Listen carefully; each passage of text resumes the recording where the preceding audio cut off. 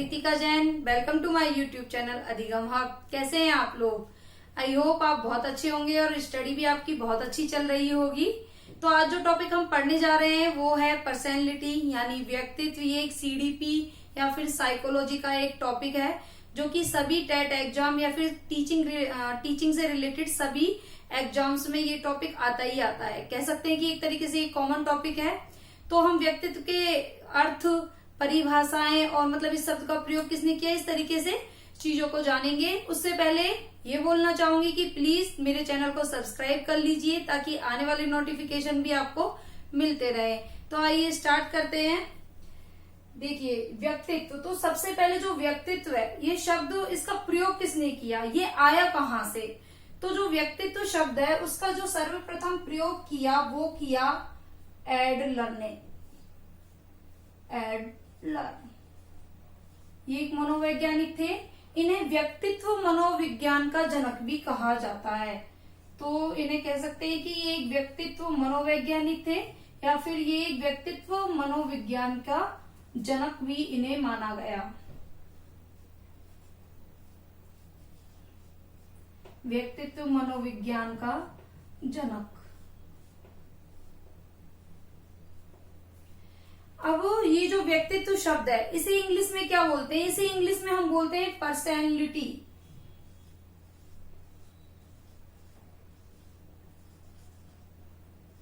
ये जो वर्ड है ये वर्ड आया कहां से? तो ये वर्ड कह सकते हैं कि एक पर्सोना नाम के लैटिन लैंग्वेज का वर्ड था। पर्सोना, पर्सोना एक वर्ड है जिससे ये शब्द बना पर्सनैलिटी। और जो पर्सोना वर्ड है वो है लैटिन लैंग्वेज का यानी लैटिन भाषा का एक शब्द है ये।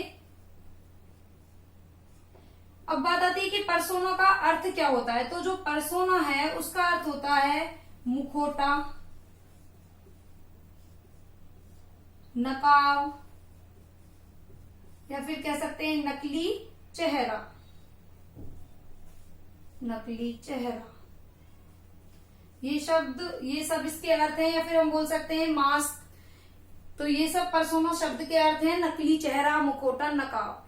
जैसे कि आपने देखा ही होगा कि रामलीला, हनुमान जयंती, जन्माष्टमी, इनमें छोटे छोटे बच्चे या फिर क्या करते हैं, जो रोल प्ले करता है वो एक हनुमान जी का मुखौटा लगा लेता है। अब मुखौटा लगा लेता है, वैसा वेश धारण कर लेता है, तो लोग बाग आते हैं, बच्चे आते हैं, उनके पैर छूते हैं। क्यों?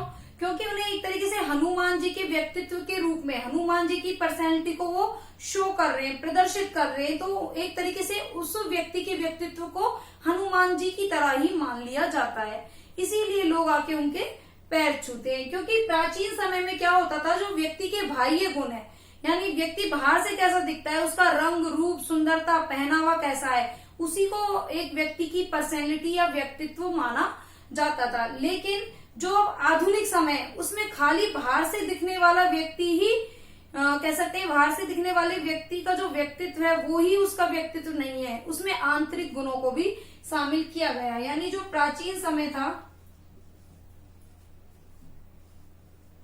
उसमें जो इम्पोर्टेंट था वो क्या था, व्यक्ति के बाह्य गुण। और आधुनिक समय में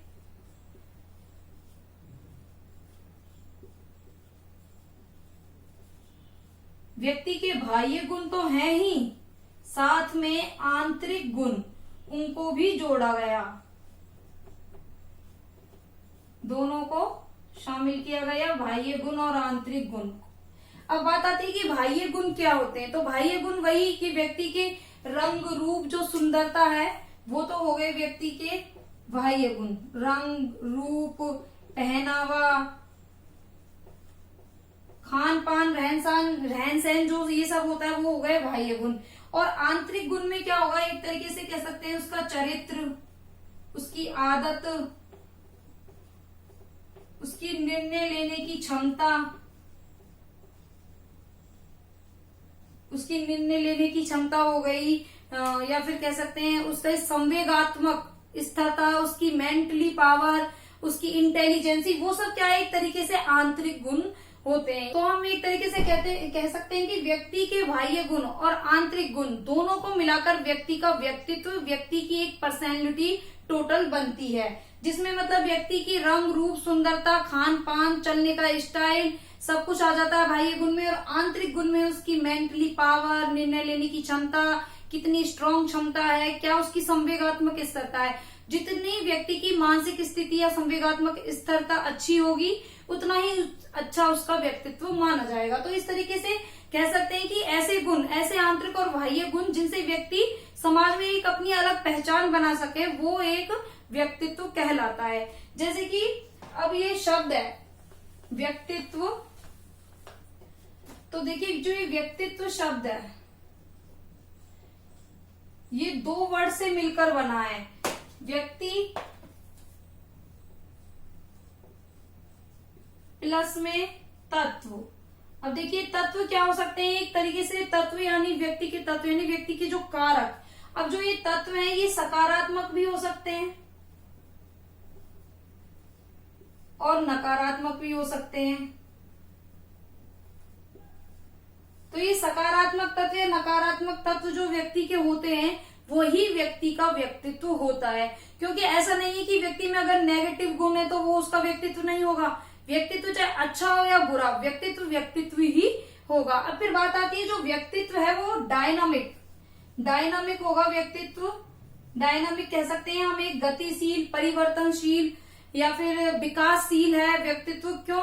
क्योंकि देखिए जब बच्चा 5 वर्ष का होता है तो उसका जो व्यक्तित्व होता है क्या वही उसका ऑल टाइम वही व्यक्तित्व रहेगा? नहीं, उसका कह सकते हैं एज बढ़ने के साथ साथ उस बच्चे का या फिर उस व्यक्ति का व्यक्तित्व परिवर्तन होगा।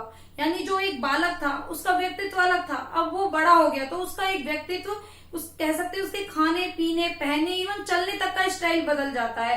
तो कह सकते हैं कि जो व्यक्तित्व है वो डायनामिक है क्योंकि वो बदलता रहता है। और एक तरीके से कह सकते हैं कि मतलब उसमें एक एकीकरण है, यानी ओवरऑल जो व्यक्ति के पूरे कारक गुण विशेषताएं जो व्यक्ति की होती हैं वो क्या कहलाता है? व्यक्तित्व।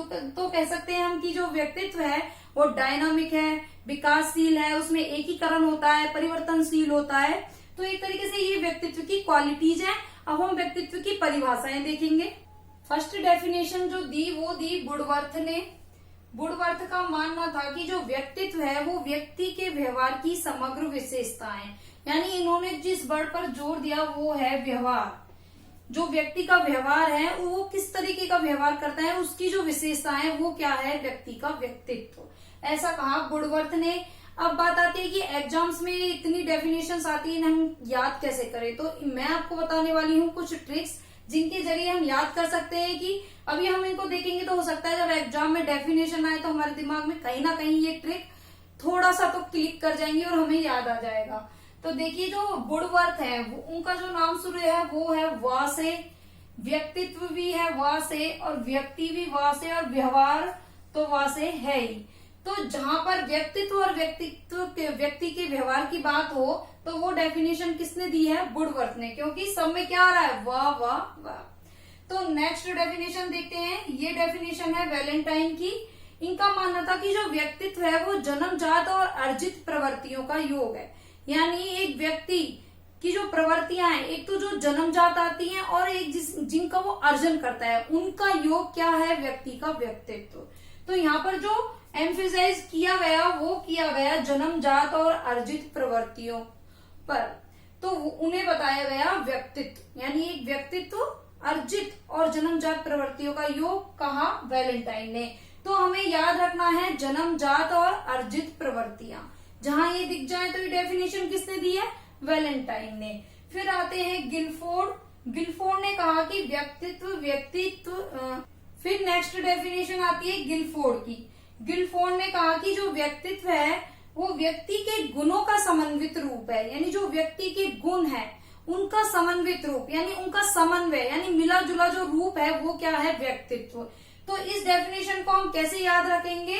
देखिए इसमें जो इम्पोर्टेंट बात है वो क्या है? व्यक्ति के गुण, यानी गुणों पर एम्फेसाइज हुआ है और गुण किससे स्टार्ट है? ग से, और गिलफोर्ड जी का नाम भी स्टार्ट है ग से। तो जैसे ये परिभाषा आएगी तो हमें याद आ जाएगा, जहां पे बात हो गुणों की तो गिलफोर्ड, और जहां पे बात हो जन्मजात और अर्जित प्रवृत्तियों की तो वैलेंटाइन, और जहां पर बात हो व्यक्ति के व्यवहार की तो क्या? वुडवर्थ। अब नेक्स्ट आता है हमारा वॉटसन। वॉटसन ने कहा कि हम जो कुछ करते हैं वही व्यक्तित्व है, और ये सही भी है कि जो हम करते हैं वो क्या है, हमारी आंतरिक और बाह्य एक तरीके की विशेषताएं, उन्हीं के अनुरूप हम कार्य करते हैं, तो वही क्या है, हमारा व्यक्तित्व है, वही हमारी पर्सनैलिटी है। तो इसे हम कैसे याद रखेंगे कि हम जो कुछ करते हैं वही व्यक्तित्व है। वॉट यानी क्या, सन यानी किसी का बेटा। तो मान के चलिए किसी के बेटे ने पूछा वॉट यानी क्या करें, तो फिर क्या जवाब आया कि भैया जो कुछ करोगे वही क्या है, व्यक्तित्व। तो इस तरीके से थोड़ा सा कोरिलेट करके, थोड़ा सा रिलेट करके हम इसे याद कर सकते हैं कि हम जो कुछ करते हैं वही व्यक्तित्व है। यानी वॉट क्या, जो कुछ करते हैं वही क्या है, व्यक्तित्व। ठीक है, तो इस तरीके से ये डेफिनेशंस थी। और नेक्स्ट जो डेफिनेशन है वो है सबसे मोस्ट इंपोर्टेंट डेफिनेशन व्यक्तित्व के बारे में, जो कि दी ऑलपोर्ट ने। ऑलपोर्ट का मानना था कि जो व्यक्तित्व है वो व्यक्ति के उन मनोदेहिक गुणों का एक गत्यात्मक संगठन है जो वातावरण के साथ एक अनूठा समायोजन स्थापित करता है। अब जो व्यक्तित्व है वो, तो इसमें जो वर्ड है, किन वर्ड पर ज्यादा वो एम्फेसाइज किया गया है, एक तो आता है यहाँ पे वर्ड मनोदेहिकी, और एक बात आती है गत्यात्मक संगठन, जो कि वातावरण के साथ क्या करते हैं, अनूठा समायोजन स्थापित करते हैं। अब देखिए मनोदेहिकी, मनोदेहिकी वर्ड को अगर हम तोड़ें तो ये दो वर्ड से बना है, मन प्लस में ध्यय। इसमें ये दो वर्ड छुपे हुए हैं, मन और ध्यय। तो देखिए मन क्या होता है, मन यानी हमारा आंतरिक मन, अंदर की जो विशेषताएं, और देहिक, देहिक क्या यानी शारीरिक या जैविक जिसे हम कह सकते हैं, वो जो शारीरिक विशेषताएं। तो इस तरीके से उन्होंने माना कि व्यक्ति के उन मनोदेहिक गुणों, यानी मनोदेहिक क्या, आंतरिक और बाह्य, यानी मन और शरीर से जुड़े हुए गुणों का एक गत्यात्मक संगठन है। अब बात आती है कि गत्यात्मक संगठन क्या होता है। देखिए मनोदेहिक गुणों में कौन से गुण आ जाएंगे, चरित्र हो गया, संवेग हो गया, हमारा कह सकते हैं कि रंग रूप, शारीरिक बनावट, चरित्र, आदतें, ये सब क्या हो गए, एक तरीके से मनोदेहिक गुण हो गए। तो उनका गत्यात्मक संगठन, यानी ये जो गुण है वो क्या है कि एक दूसरे को प्रभावित करते हैं, एक दूसरे से जुड़े हुए हैं, यानी गत्यात्मक, एक दूसरे से जुड़े हुए हैं, उनका एक संगठन है, तभी वो एक दूसरे से प्रभावित होकर या कहें कि एक दूसरे के फलस्वरूप कार्य करते हैं। तो ये हो गया मनोदेहिक गुणों का एक गत्यात्मक संगठन, यानी एक दूसरे से ये सारे मनोदेहिक जुड़े हुए हैं जो कि गत्यात्मक यानी मिलकर कार्य करते हैं, तो गत्यात्मक संगठन उसे हम कहेंगे। फिर बात आती है वातावरण के साथ एक अनूठा समायोजन स्थापित करते हैं, यानी ये जो सारे गुण हैं वो वातावरण के साथ सामंजस्य बिठाकर अपना एक कार्य करते हैं, तो वो क्या कहलाता है, व्यक्तित्व। अब देखिए इसमें जो ये वर्ड आया है कौन सा, ये वातावरण के साथ अनूठा समायोजन। ये जो डेफिनेशन ऑलपोर्ट ने दी थी, इसे 1961 में इसको संशोधित, ये जो परिभाषा है इसमें संशोधन किया गया, कुछ करेक्शंस किए गए, और उसकी जगह ये जो वर्ड है कौन सा, वातावरण के साथ अनूठा समायोजन स्थापित करता है, इसकी जगह कह सकते हैं कि उन्होंने लिखा विचार व विशिष्ट व्यवहार, विचार व विशिष्ट व्यवहार। ये वर्ड यानी वातावरण के साथ अनूठा समायोजन जो शब्द सेंटेंस है, इसे हटाकर यहाँ पर विचार और विशिष्ट व्यवहार को जोड़ा गया, यानी 1961 में ऑलपोर्ट ने अपनी परिभाषा में संशोधन किया। या फिर उन्होंने, उनकी जो परिभाषा थी वो इस तरीके से थी कि जो व्यक्तित्व है व्यक्ति के उन मनोदेहिक गुणों का एक गत्यात्मक संगठन है जो कि विशिष्ट व्यवहार और विचार स्थापित करते हैं। तो इस तरीके से 1961 में उन्होंने अपनी डेफिनेशन में थोड़ा चेंज किया। तो इधर ऑलपोर्ट की जो ये डेफिनेशन है बहुत इंपॉर्टेंट है, और इसमें जो हमें याद रखनी है वो बात है मनोदेहिक गुणों का गत्यात्मक संगठन। सिर्फ इतना सेंटेंस याद रखिए कि मनोदेहिक गुणों का गत्यात्मक संगठन व्यक्तित्व है, जो कि दी किसने, ऑलपोर्ट ने। आई होप आपको सारी परिभाषाएं अच्छे से बाय ट्रिक याद हो गई होंगी।